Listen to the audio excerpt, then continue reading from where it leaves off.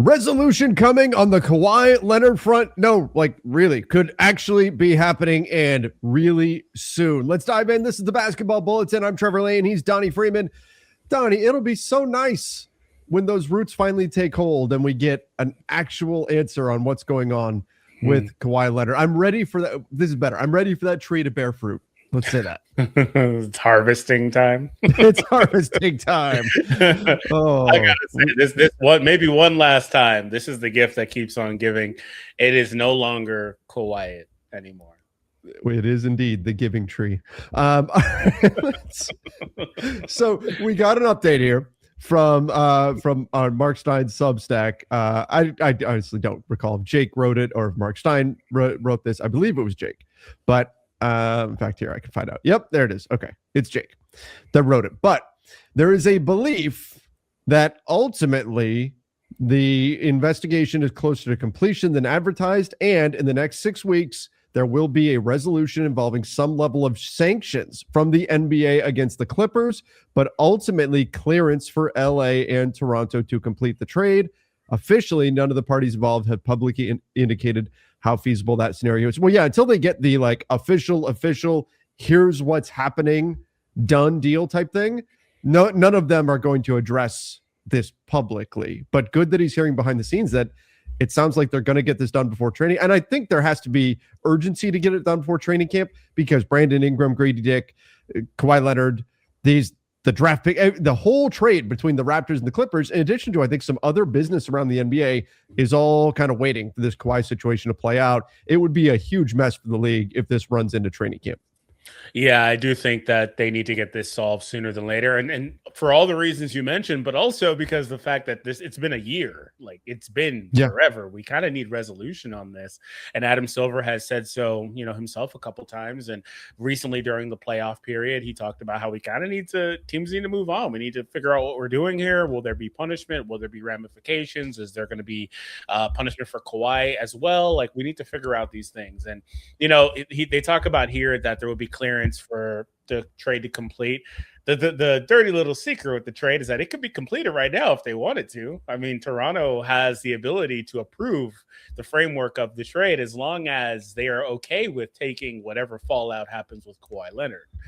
So, I think that the tea leaves with all this stuff kind of point to there being some stuff tied to Kawhi and maybe being, some punishment coming the Clippers' way. And we haven't heard anything publicly, like you said, and we probably won't until we get to that stage. But this has been a pretty interesting saga that I'm excited to see, hopefully ending here as before we get into the season. So what do you think about the element of this where it's out there right now? We've talked about it a little bit, but the idea that what's happening now is that all the information is in, the investigation is completed, the NBA is reviewing everything, and they're going to try to come to terms with Ballmer and the Clippers and Kawhi and the Players Association on a punishment that everyone can live with. What do you think about that? Like, if they got caught and not wanting this to drag out, and we know Ballmer, it's already out there that he will fight any type of punishment and all that. Like, do you go to your kids and let them negotiate if they get grounded or something like that? This feels a bit weird that the punishment has to be accepted by those who are in the wrong. Yeah. Well, I mean, unfortunately, Adam Silver works for Ballmer, among other. That you're absolutely right. Like, that dynamic's important. Yeah, not just Ballmer. I don't mean to make it sound like that, but he is not all the owners. Yes, all of them collectively.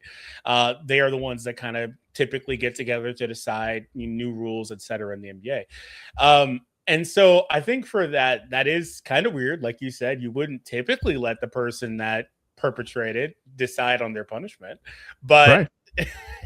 But in this scenario, I think they kind of just want to move on from all of it. And hopefully it's not like a slap on the wrist, just move on type thing, but come to terms with something that is, fair across the board for all parties involved and that other teams would feel satisfied with, if they're interested in that sort of thing. But for the Clippers, it's a uphill battle, or for the NBA, against the Clippers and Ballmer, it's an uphill battle. because he's also Steve Ballmer. He is so ridiculously rich, and he'll throw everything he can to delay this or stop this if he's not at all happy with whatever they come to terms with. So I think, frankly, they might have made a mistake just letting Ballmer in as an owner anyway. They were so desperate to get rid of Sterling. Yeah, I don't think, in terms of public facing stuff, I don't think Ballmer's been a bad NBA owner or anything. But if this kind of stuff is happening, if this is what you get with it because of how much money he's got, I mean, let's face it, they've had to change the collective bargaining agreement too, because who cares if you're Steve Ballmer and you get fined? It doesn't matter, right? Like it does not matter one bit if he gets fined. So that's the challenge too with having him as an NBA owner. But I do think, obviously, after everything they dealt with Donald Sterling, the NBA was excited to get Steve Ballmer involved. My whole thing is, if this ends up being, if Ballmer has to agree to whatever the punishment is, if Kawhi, the Players Association, is threatening the league, like, oh, we're going to fight this if you try to do anything for Kawhi, and the NBA comes across as weak, this will not be the end of this. This will happen again. If there is a punishment, if it's decided, yes, they are guilty, they did it, they funneled money outside of the NBA salary cap to Kawhi Leonard, and what punishment comes down is perceived as a slap on the wrist, this will happen again.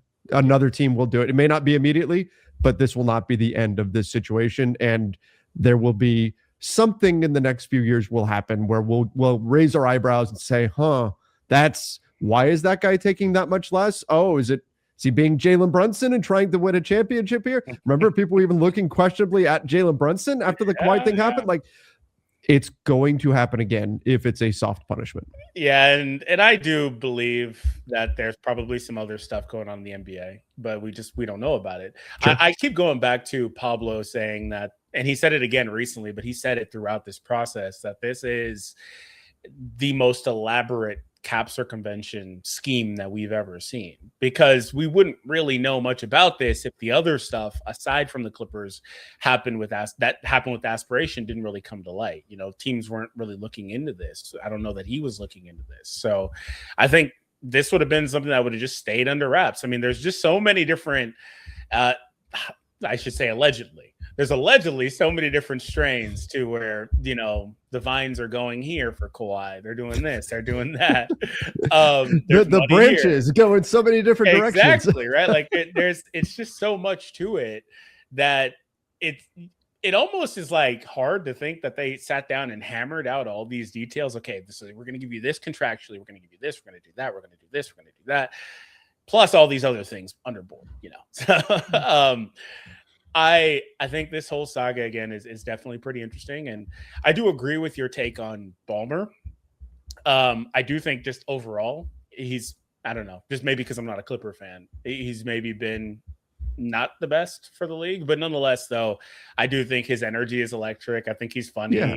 He's a good owner, I think, in terms of that stuff. It's just all the other antics, because remember, this is also not the first time the Clippers have been involved in something like this either. So I think that and was that under Sterling or was that under Ballmer? That was I believe that was right when Ballmer came on board. First came in. That was the DeAndre Jordan endorsement deal thing.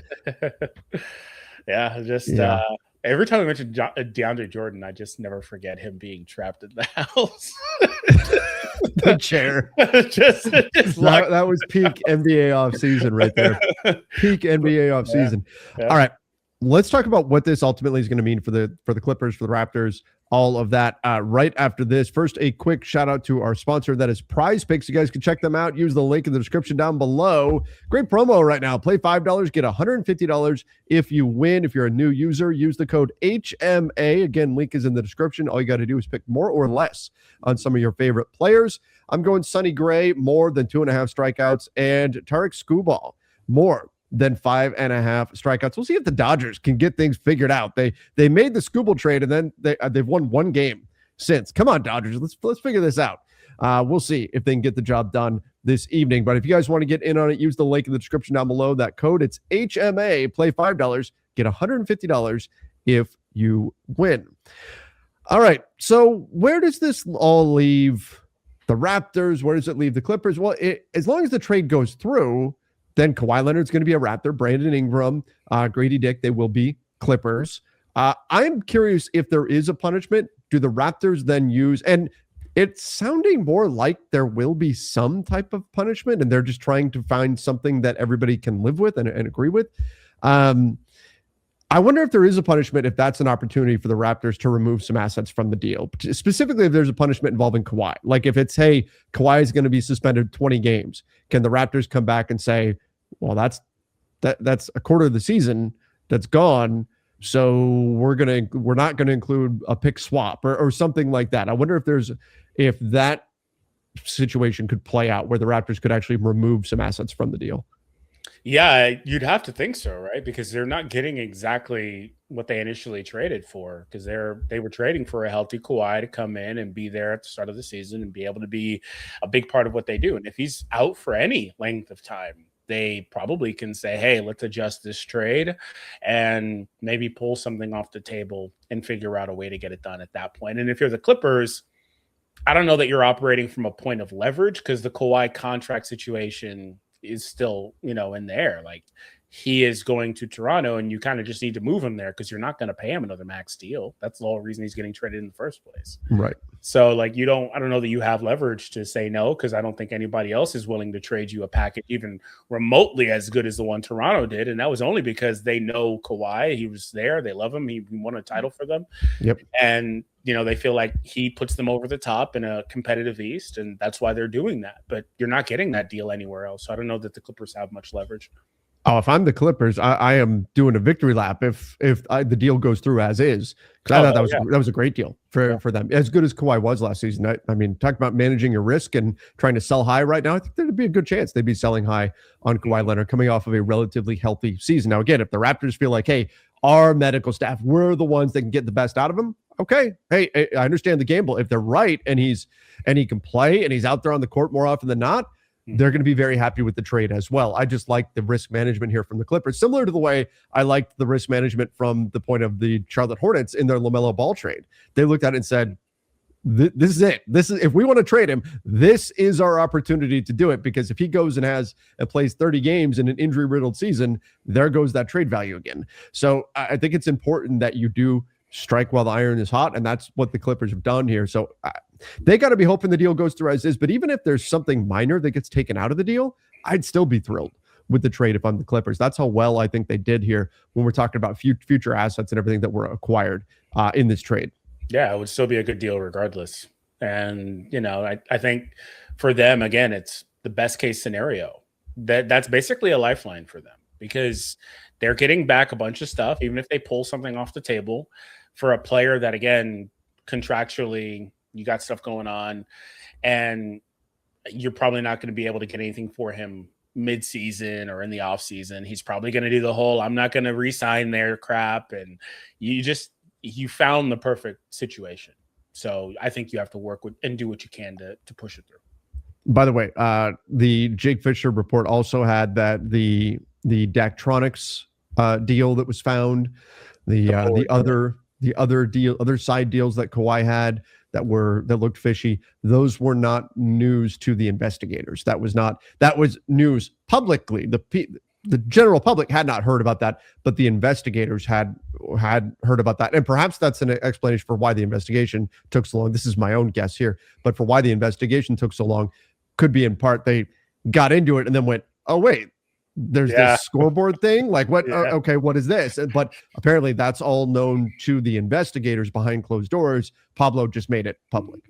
Yeah, and I surmised that in the video that we did at the time, because I thought that just made the most sense. And yeah, my look at it has been that the fact that it's taken so long tells me they were extremely thorough with their investigation. Good. which is why you hired them in the first place, right? Yep. Bring them in and be extremely thorough. And they probably, like you said, started looking and were like, wait, where's it? Oh, wait a minute. Do you think they bill hourly? They're like, we are going to be so thorough right now. Man, that's so much money coming in off that after a year-long investigation. Right? Oh my God. You have to imagine the amount of people that they interviewed and all the documents they reviewed and everything, man. Like it's expensive. Yeah, it's a lot of work, but it's the NBA. billion-dollar organization, it's not a big deal. They can foot the bill. In fact, Steve is going to help foot the bill for his own investigation. That's right. He's going to be paying his own investigators. It's such an awkward situation with all of that. Like the people levying the punishment are their boss is who they're punishing, right? I mean, like Adam Silver, the NBA, they work for the owners, and Adam Silver would be distributing this punishment to the person who pays his salary, basically. Like that's an awkward spot to be in. David Stern had no problem with that role. He would pass out punishments. He overstepped at times, like the Chris Paul fiasco. That was a disaster for the league. That was a situation where he overstepped. But I think David Stern would handle this situation a little bit more in a heavy-handed way than I think Adam Silver actually will. Yeah. And isn't Ballmer also the chair of the NBA's board of governors? He might be. I'd have to go look to be sure. I believe he was, which is also just a weird look at all of this too. So definitely do think that there's a lot tied into this. And hey, if you think they're gonna just slap them on the wrist, those are the reasons why, right? But we'll see what that is. And just really quickly, is there a consensus? And this is something you guys can answer too. Is there a consensus as to what we talked about this early on? What a fair punishment even is? Because if I say slap on the wrist, but let's say they take their draft picks for the next 5 years, maybe some people view that. Yeah, maybe some people view that way, and I think most people would view that it's not. Like, what is consensus on that? I view a slap on the wrist would be anything that's not first round. I don't care what the fine is. The fine does when Steve Ballmer, the fine does not matter at all. You know, his wallet is bulletproof, right? It's you're firing a gun at Superman, basically. If that thing ain't a kryptonite bullet, it's not doing anything. So a fine, it can be a big fine that won't matter at all. It's for me, if it's anything less than like a first round pick, I think that would constitute a slap on the wrist. I think if it's if the punishment is second round draft capital or something, I think there's plenty of teams that would say, hey, if that means I get the guy, that means I'm going to pay Wemby under the table a bunch of extra money, but I'm going to get Wemby. Teams would be more than happy to do that if the cost is second round draft capital, if that's ultimately the punishment in a situation like that. You want something where teams go, whoa, we don't want to be the team on the receiving end of that. Best use of second round picks you'll ever find. Exactly. So yeah, like, is it first round draft capital? We've talked about if they were to void Kawhi Leonard's contract, making it stick on the Clippers books so they don't get the cap flexibility. But now, is that would kind of hold up the Toronto trade and create some problems there. So how do you handle all that? I'm curious to see what the NBA does. I think they're going to have to get creative if there is a punishment here. But you're right. The general perception of what a slap on the wrist is may vary. It may cost 2 first round picks, and a team might say, we'd be happy to pay that if that meant getting Wemby, if we funnel him an extra $500 million under the table. There's teams that would be thrilled to do it. So that's where they got to be. It's a fine line, and they're going to have to be very deliberate, very intentional with whatever this ends up being. Yeah, I think that'll be very interesting to watch for when that all comes out officially. Last thing, those of you that are still watching right now, you guys are the real ones. You're here. You're 18 minutes into this. So Donnie and I were talking before the show. Would you guys want to see us do a series, maybe 2 videos on contender rankings? You want us to do some player rankings? As we're getting into August, I want to open this up for some ideas from the audience to see what you guys are interested in hearing about. So let us know in the comment section. Would you like us to do like a contender ranking series where we break down the different contenders, maybe a player ranking series, something like that, or to rank some of the best moves, some of the worst moves of the offseason, all kinds of different things that we can get into. So let us know in the comment section what you'd like to see. But really quick, before we go, Donnie, let's say the Kawhi deal goes through. Where does Toronto slot in the Eastern Conference? Where do they go? Like, I would not have them yet in the top tier in the East. Yeah, second. But I think if Kawhi is healthy, they have a lot more upside to get there than they do pre-trade. Yeah, I think they're second tier. And then they've got the ceiling of being in the first tier and being a contending team because Kawhi was that good last season. I have faith that some of the younger guys on that team are going to take another step forward. They've obviously got a bunch of good players on that roster right now. And I think that adding Kawhi to that, and going all in effectively for Kawhi would potentially put them over the top. Like, I see the vision. I think they've got the ceiling to be able to do that. But I think second tier, probably they could be the third best team in the East, maybe. Are the Knicks in a tier when we can expand on this in a bigger video, but are the Knicks the only are they by themselves in tier one? I do think so. The Knicks are right there. You have to also give them that respect as the championship champion, so but that's not to say that they're not that good. I think they're that good too. And I don't know what Boston is. I don't know how Cleveland is. Like, I think Toronto very easily actually could be up there with Detroit. Yeah. Agreed. I think they could be, and Philly certainly could as well. I know a lot of people are ready to just crown Philly as the. I actually forgot about Philly, if I'm being honest. I did. How could you forget about Philly? I gotta see them on the floor first before I'm gonna just crown them the dominant team in the East. Out of sight, out of mind. I only looked at the first 6 teams on this list, and they happen to be 7. That's really what it was. But yes, they would also be up there too. I think they have the exact same thing. Like, they're probably a top tier team with the ceiling to be much better, but it just depends on availability. For the same reasons, like Kawhi, again, availability. He had a career year last year. Will he have that again? Will he be available again? Like, these things matter. Well, maybe we will do a contender ranking series or something like that. But everybody, let us know in the comment section what you want to see. Don't forget to hit that subscribe button if you haven't done so yet. We are pushing for 50,000 subscribers. Donnie, I can't wait to get there. Pushing for 50,000. We are 900 away right now from 50,000 subscribers. So if you guys wouldn't mind helping us out, hit that subscribe button. Turn on those notifications as well. Till next time. See ya and stay safe.